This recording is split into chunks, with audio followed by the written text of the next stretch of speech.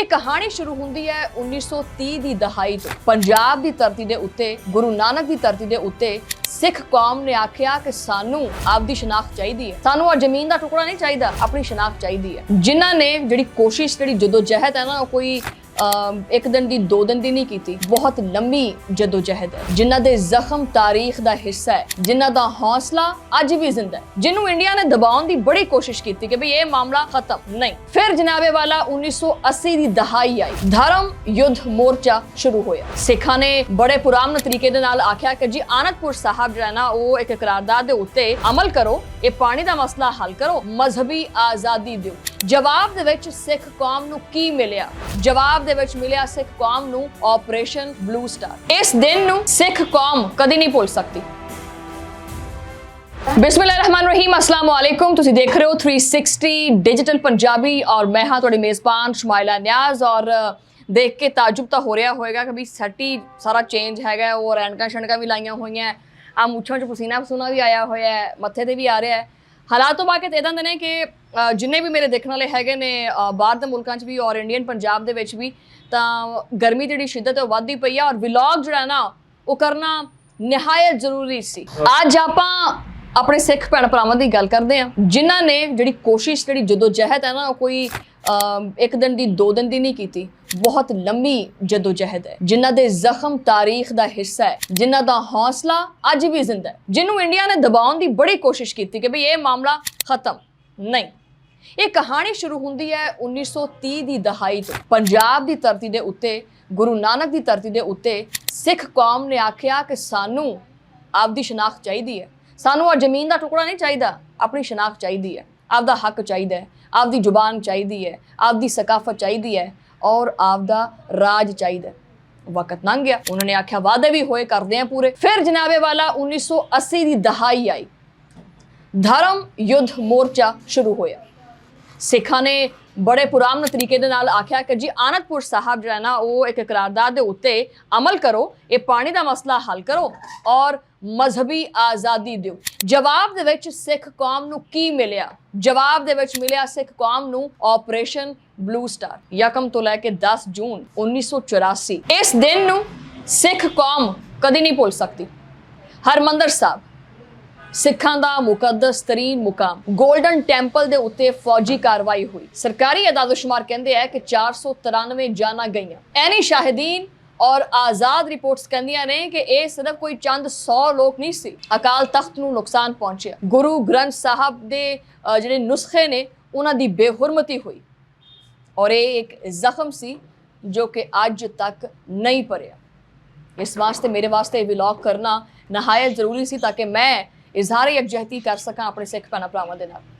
सो जनाबे वाला उस तो बाद 31 अक्तूबर 1984 इंदिरा गांधी कतल हो जाती। उस तो बाद की होया? पूरे भारत दे विच सिख मुखालिफ फसादात जिहड़े ने ओह फुट पए। दिल्ली दीयां गलियां दे विच हज़ारों सिख मारे। सरकारी रिपोर्टां हुईयां 8000 तो लैके कोई 17000 हलाकतां हुईयां, घरां नूं साड़िया गया, खानदान उजड़ गए। पर मैनू ये दसो कि भी इंसाफ कित्थे मिलिया? कदी इंसाफ मिलिया सिख कौम नूं? फिर उठ के इल्जाम ला दिंदे आ कि आखिर जी जो कुछ करदा पाकिस्तान करदा, पाकिस्तान चाहता है कि खालिस्तान जिहड़ा ना ओह बने, पाकिस्तान नहीं चाहता। ये जिहड़ा बी लाया, ये जिहड़ा बूटा सी ना, ये 1947 तो पहले तो लग्या होया, पाकिस्तान नहीं लाया। इंसानी हकूक दीयां तंजीमां ने रिपोर्ट किया कि हज़ारों नौजवान सिख जिहड़े ने वो मावराए अदालत कतल किए गए, जाली मुकाबले किए गए, जबरी गुमशुदगियां कीतियां गईयां। अमृतसर दे शमशान घाट दे विच 2000 तो ज़्यादा नामालूम लाशां साड़ियां गईयां। पंजाब पुलिस नूं 1991 तो लैके 1993 के दौरान 41,000 तो ज़्यादा इनामात दिते गए और ये वो दौर सी जिन्हें हर सिख घराने नूं मुतासर किया। हुण तुसीं आप वेख लो कि वैसे तो कहते हैं कि जी अखंड भारत है, विश्व गुरु बनना है इन, लेकिन जिहड़ी सिख कौम है वो इस सारे जबर तो बाद भी टुटी नहीं।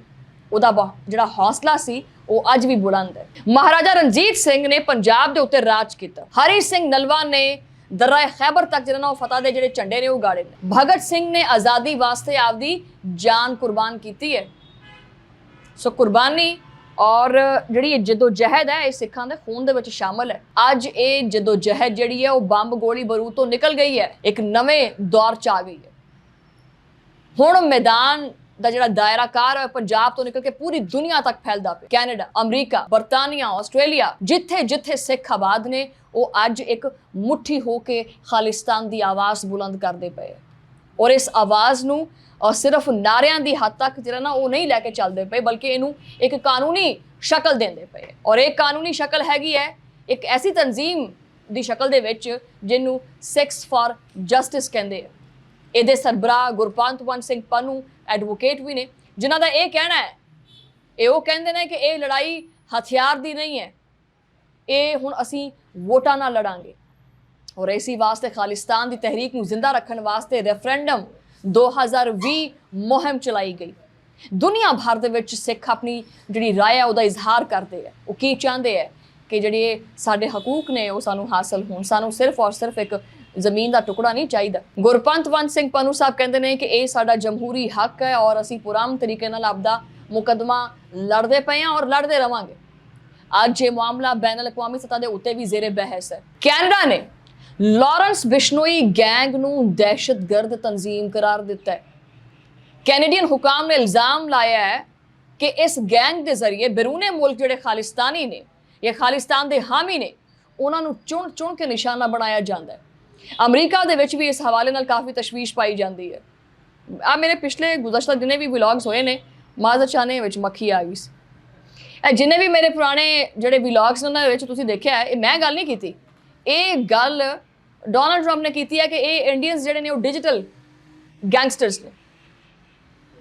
ਮੈਂ ਆਪਣੇ ਇਸ ਵਲੌਗ ਦੇ ਜ਼ਰੀਏ ਜਿਹੜਾ ਨਾ ਉਹ ਸਿੱਖ ਕਮਿਊਨਿਟੀ ਦੇ ਨਾਲ ਦਿਲੋਂ ਇਜ਼ਹਾਰ ਯਕਜਹਿਤੀ ਕਰਦੀ ਹਾਂ ਔਰ ਮੈਂ ਚਾਹੁੰਦੀ ਹਾਂ ਕਿ ਜੋ ਜਦੋਜਹਿਦ ਇੰਨੇ ਅਰਸੇ ਤੋਂ ਚੱਲਦੀ ਪਈ ਹੈ ਇਸ ਖਾਲਿਸਤਾਨ ਦੇ ਡੇ ਦੇ ਮੌਕਾ ਦੇ ਉੱਤੇ ਜਿਹੜਾ ਹੈ ਨਾ ਉਹ ਸਿੱਖਾਂ ਨੂੰ ਉਹਨਾਂ ਦਾ ਹੱਕ ਮਿਲੇ ਔਰ ਉਹਨਾਂ ਵਾਸਤੇ ਇੱਕ ਆਜ਼ਾਦ ਖਿੱਤਾ ਹੋਵੇ ਜਿੱਥੇ ਉਹ ਆਪਣੀ ਮਰਜ਼ੀ ਔਰ ਹੱਕ ਖੁਦ ਇਰਾਦੀਅਤ ਇਸਤੇਮਾਲ ਕਰਦੇ ਹੋਏ ਆਪਣੀ ਜ਼ਿੰਦਗੀ ਬਸਰ ਕਰ ਸਕਣ।